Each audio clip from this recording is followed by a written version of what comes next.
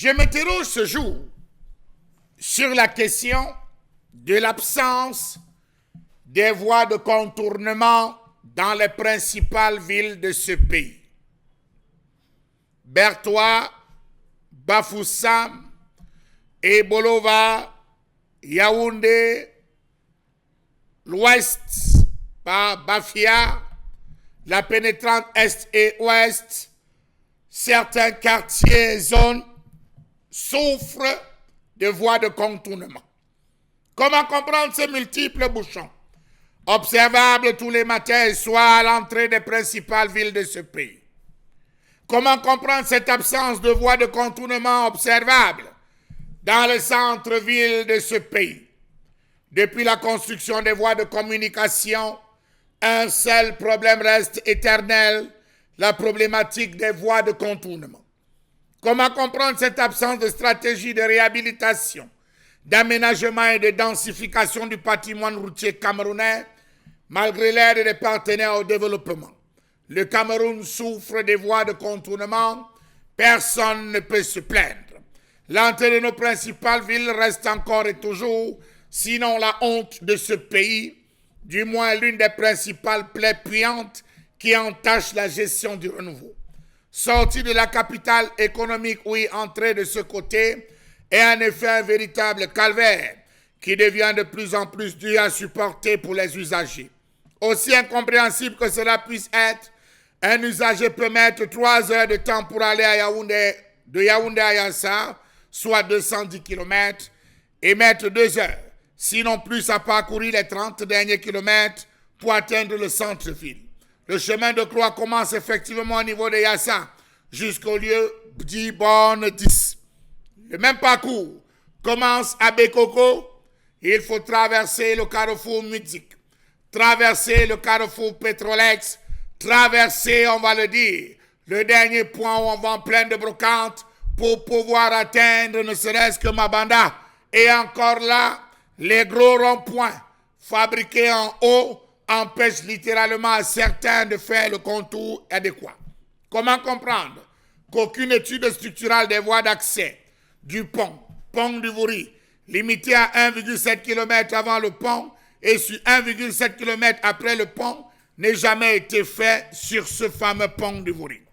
En septembre 2000, une campagne de comptage avait été réalisée ainsi qu'une enquête origine destinée aux entrées de la ville de Douala, du pont de Vouri et route venant de Yaoundé.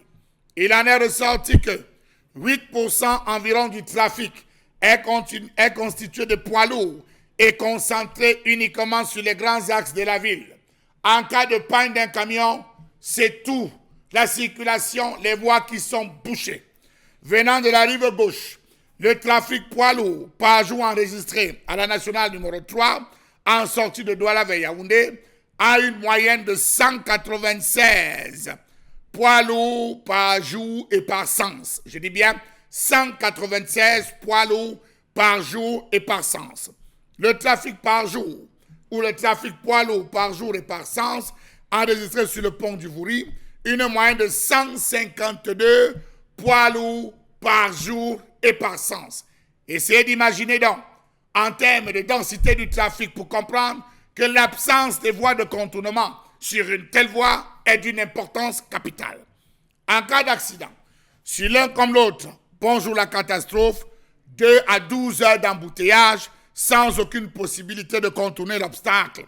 Pourquoi? Tout simplement parce que les dirigeants n'ont pas pensé leur projet. Savez-vous qu'il n'existe pas de voies de contournement entre Yaoundé et ses 4 pôles urbains? Depuis plusieurs années, le Cameroun dit être à la recherche de 1464 milliards de francs CFA, si je ne me trompe, pour véritablement créer des voies de contournement. C'est extrêmement grave pour un pays comme le Cameroun où tout est concentré sur les grands axes. Comment faire si le Cameroun viendrait à avoir un énorme bouchon sur le pont du Vouri? Douala serait définitivement coupé en 2. S'il advenait que le littoral ou Douala soit coupé de DA au niveau de la Dibamba, comment est-ce que le Camerounais viendrait à traverser? A-t-on même seulement pensé à une voie de contournement dans ces deux différentes zones pour permettre la libre circulation? Quelqu'un m'a répondu, il y a des barques et des pirogues, ils vont se débrouiller à traverser. Comment comprendre qu'à ce jour, aucune région n'a encore tiré profit de la décentralisation en privilégiant une identité propre à chacune des villes des différentes régions? Savez-vous que la construction d'une voie à l'entrée de la capitale politique permettrait de dévier du noyau urbain de la ville de Yaoundé le trafic de transit des poids lourds en provenance des routes nationales numéro 3, numéro 4, numéro 10 de l'autoroute Yaoundé-Douala et du trafic venant des localités environnantes par le contournement de la ville? Question. On a essayé de le penser en faisant un tracé partant littéralement de l'entrée Bekoko jusqu'à la sortie de la ville. Sauf que plus on a dans la ville, la route s'amenuise, plus on cherche à sortir, plus la route se retrouve réduite. On se pose dans la question de savoir pourquoi avoir fait de larges axes, disait-on, sortir directement de Douala sans toutefois aller à gauche et à droite en prévoyant des petites voies, des voies secondaires pour ceux qui devraient entrer dans les quartiers. On ne l'a pas pensé. Comment n'ont-ils pas pensé la déviation du trafic du transit en provenance de la ville de Douala, en partance pour les régions de l'Est, de l'Ouest, du Nord-Ouest et de l'Adamawa?